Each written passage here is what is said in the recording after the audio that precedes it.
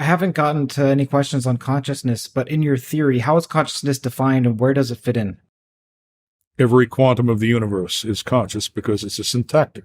A syntactor is a generalization of a computational acceptor. It's a proto-computational generalization of what in computation theory is called an acceptor. Okay, an acceptor is just a processing unit that accepts input from the external environment, applies a kind of syntactic filter in it to decide what gets through and in what form, and then, processes it and returns it to the environment. That's basically what it comes down to. And if you take a look at the structure of the syntactor, because it's performing that recognition function, okay, it has to be conscious. Every quantum of the universe is conscious, okay, but it's a generic form of consciousness that it inherits from the global operator descriptor, right? We have a more complex form of consciousness because we have more inherent complexity in our terminal embodiments and more self-modeling capacity because of that. We have a very complex brain that encodes all of our memories and thoughts and everything else and allows us to separate and resolve them. I've taken the view that information and logical rule set are the only necessary ontological components and operate equally regardless of substrate, that is, whether it's material or consciousness. Essentially, idealism/materialism is a false dichotomy. Okay, that's not a question. Read the first part of that comment. I've taken the view that information and logical rule set are the only necessary information and logical components. What? Rule set. Oh, logical rule set.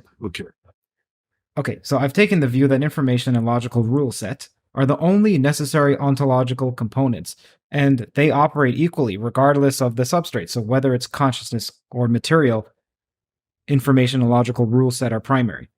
So then he's saying essentially that idealism/materialism is a false dichotomy. So what are your thoughts on that? It's not a question. I just want to hear what occurs to you.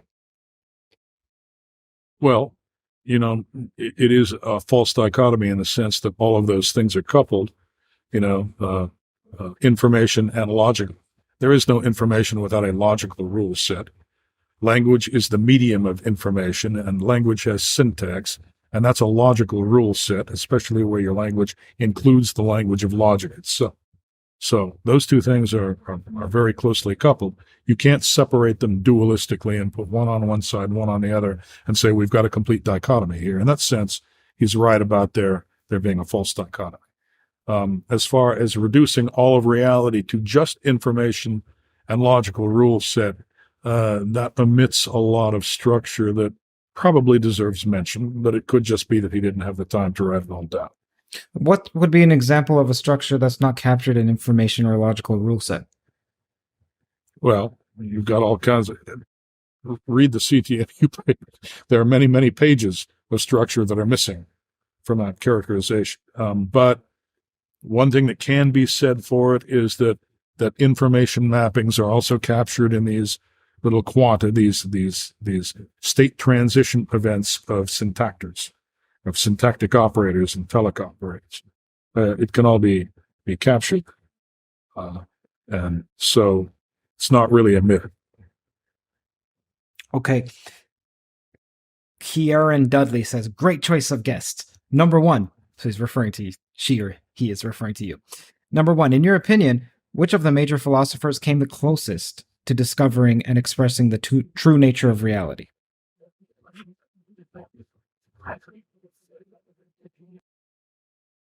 Came the closest? Okay.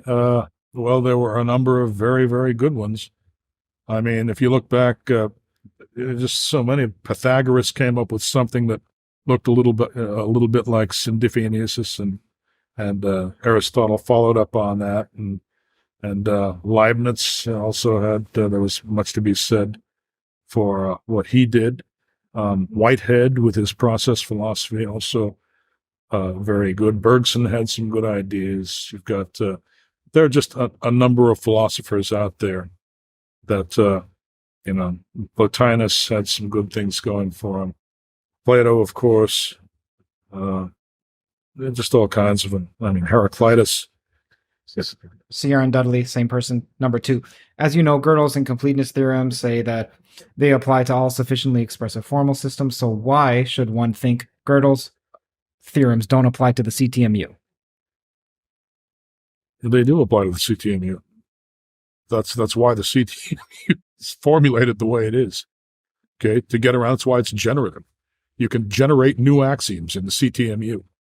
Okay, you don't need to derive everything in the CTMU from some finite set of axioms. It's exactly what Gödel's theorems say. So there seems to be a bit of misunderstanding about what the CTMU actually says. Can the generative grammar introduce an uncountably infinite amount of axioms? Yeah, it can introduce an infinite set of axioms, if that's what you're asking. Uncountably infinite is what I'm wondering. Anything in which the elements can be distinguished is countable. You can count them one by one. Count. Okay? The fact of the matter is, real numbers are uncountable because you never have to complete one of them. You never have to write out all the little decimal spaces. If you want to be able to distinguish things, they're countable. Okay? Just like, counting, peanuts. Okay? 1, 2, 3, 4, 5. All right, that's the respect in which the countable uncountable distinction is actually mathematically valid. And if you've got separate axioms that are distinguishable, obviously they are countable. And if you have an potentially infinite or unlimited number of them, then they are countably infinite. Timothy O'Brien asks, please ask him how Leibniz's monadology relates to the CTMU. Well, monads are, it's an old Greek concept that goes back quite a ways. And Leibniz, he had a good, there's actually some logical complexity to Leibniz's monadology that I could actually write a paper about it. But let's just put it this way. It's excellent philosophy. I'm actually, Leibniz is one of the philosophers for which I have the most respect. Let's just say that. Ike Fredank says, Kurt, this may be a useful question. What role do the requirements of the existence of difference relations play in the metaformal reasoning of the CTMU? The metaphysical requirements of difference relations, did you say? Yeah. Okay, he has a bracket which says... Well, that would be syndifionesis, would be the metaphysical requirement of the difference relationship. That would be that the difference relationship be defined within a syndifionic relation. Okay? Which means that you need, basically the CTMU to make sense of it. Stephen Ollis has a great question that's more general. Are there any arenas where Chris feels dumb or average? It all depends on it. Sometimes I roll out of bed feeling pretty stupid about nearly everything. My mind is not always, functioning at peak efficiency. So there are times when I feel pretty much incompetent no matter what I do, but there are times when all the mirrors are, cocked at the right angles and all the lights are on. And then I sometimes feel as though I can pretty much handle anything. So it just varies with the time of day, I guess you'd have to say.